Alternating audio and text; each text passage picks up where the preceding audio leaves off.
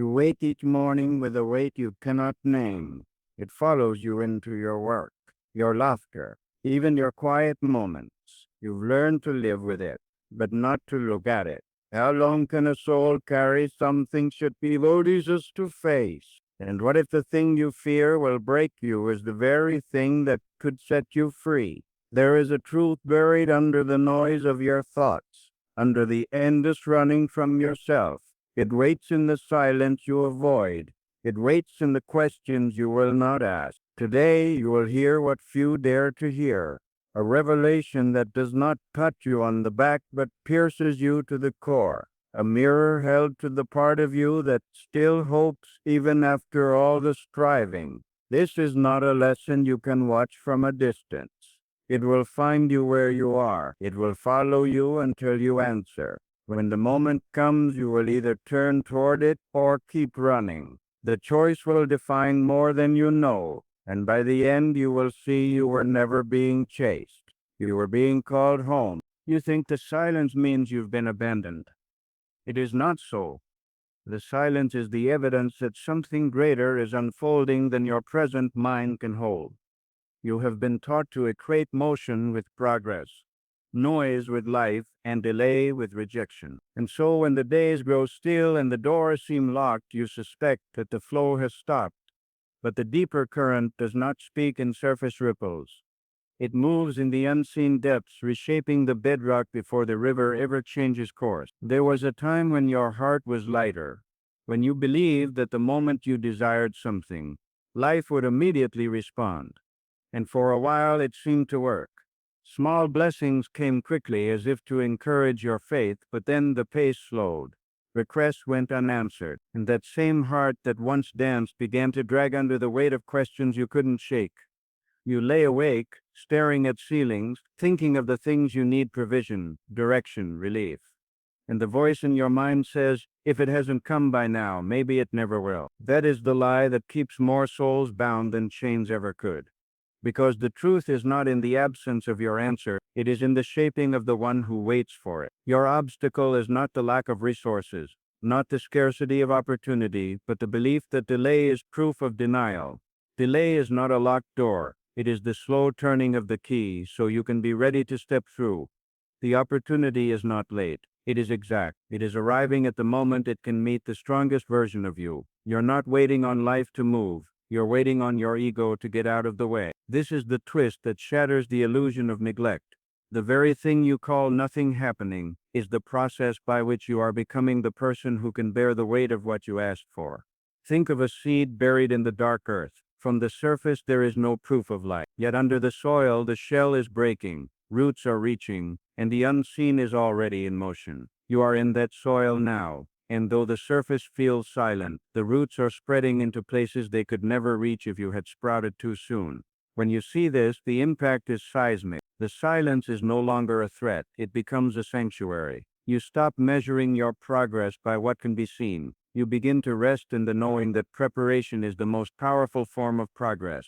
The stillness is not the absence of movement. It is the perfection of timing. The noise you hear in the waiting is not the voice of truth. The soul does not speak until the noise stops. You have confused the clamor of your own urgency with the guidance of wisdom. But wisdom is quiet. It never competes with the chaos. It waits until you are listening. The root cause of your fatigue is not the load you carry, but the resistance to the pace at which life is moving. You fight the pause as though it were punishment. You demand the fruit before the tree has drawn its first breath. And yet the very delay you curse is the shelter in which your future is being safeguarded. The challenge is that you are measuring abundance by immediacy. If it arrives fast, you call it blessing. If it comes slowly, you call it loss. But speed has never been the proof of value. Diamonds do not form overnight. The richest soil is not made in a season. And the miracle you seek is not a coin tossed into your hand. It is a crown you are being fitted to wear.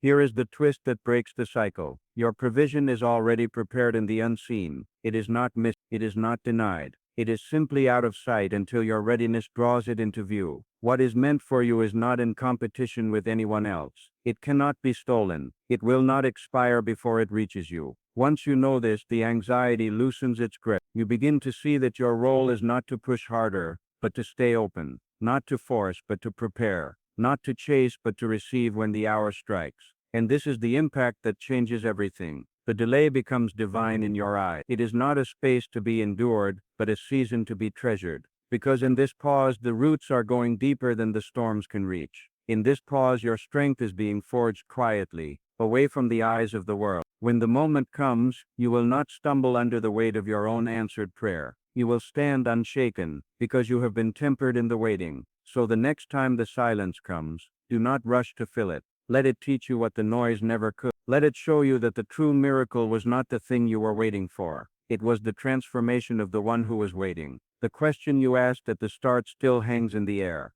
Has life forgotten you? And now, from the quiet place within, the answer rises clear. It has not forgotten. It has been working behind the scenes all along. The miracle is closer than you think.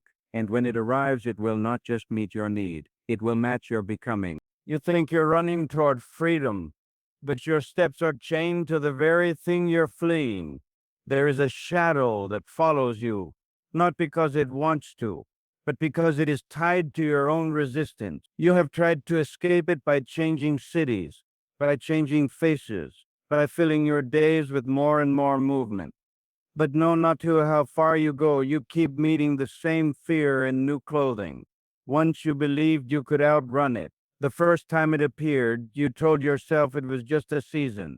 You buried yourself in work, in distractions, in the comfort of other people's voices, and for a time it seemed to fade. But late at night, when the world went quiet, it would return, not louder, but closer. You see, the root is not out there in some external set of circumstances. The root is in the way you refuse to stand still long enough to face what waits for you in the silence. What you run from does not get smaller with distance.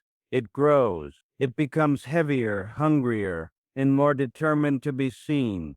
The challenge is not that life keeps sending you the same hardship. The challenge is that you keep sending yourself into the same escape routes, hoping for a different ending. You have mistaken avoidance for strategy and busyness for progress, and yet every path you take eventually circles back to the same door. Here is the twist.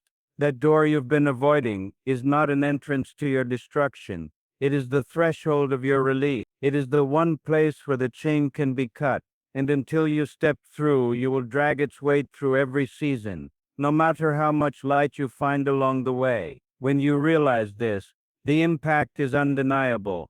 The chase stops. You stop throwing your strength at escape and start using it for transformation. You look the shadow in the face, not to fight it, but to understand what it has been trying to do you. And in that moment, the power it had over you begins to dissolve. The soul does not speak until the noise stops. And sometimes the noise is your own footsteps, running in circles. When you stand still, the truth finds its way to you without force. It arrives like a whisper you have been trying to hear for years. But stillness is not easy. It strips away the excuses. It puts you in direct contact with the self you have been avoiding. And yet in that contact, you discover that the thing you feared was never as large as the fear itself. The shadow was simply a signal. The chain was simply an invitation to drop what was never meant to be carried forward. Now you see the paradox. The freedom you craved was not somewhere far ahead.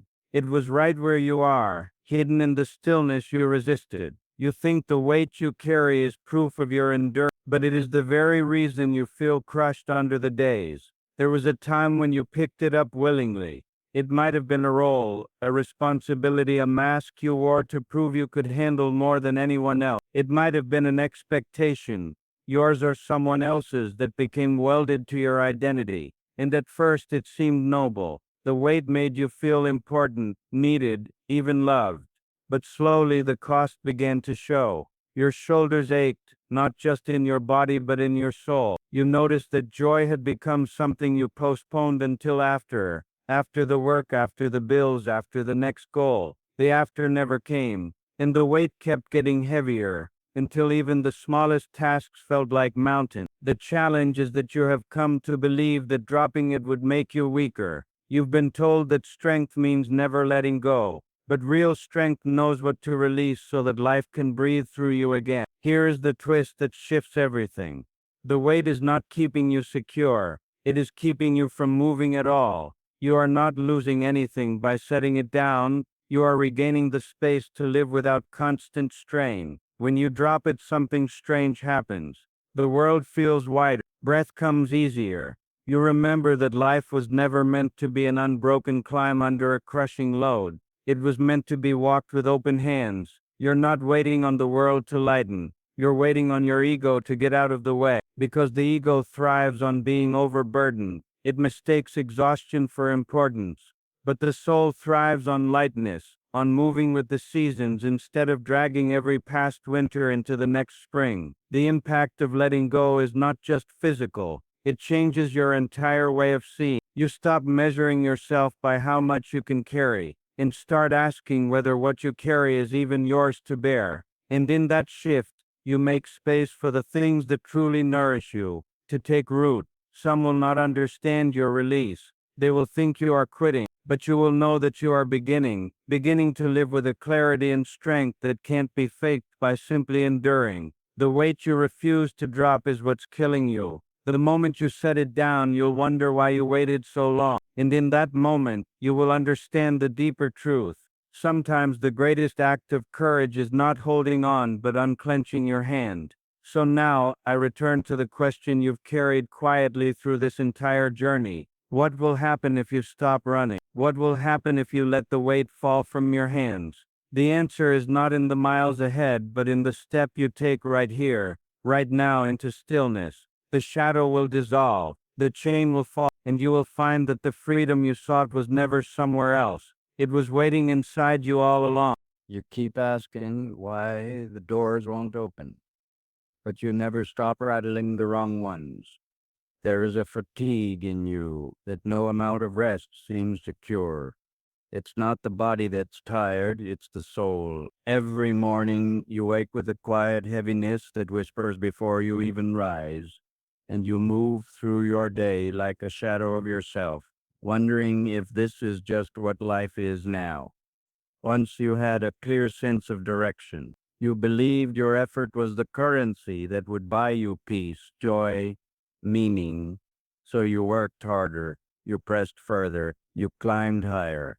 And when you arrived where you thought you needed to be, you found it wasn't the destination, it was just another hallway of locked doors. The exhaustion runs deeper than sleepless nights.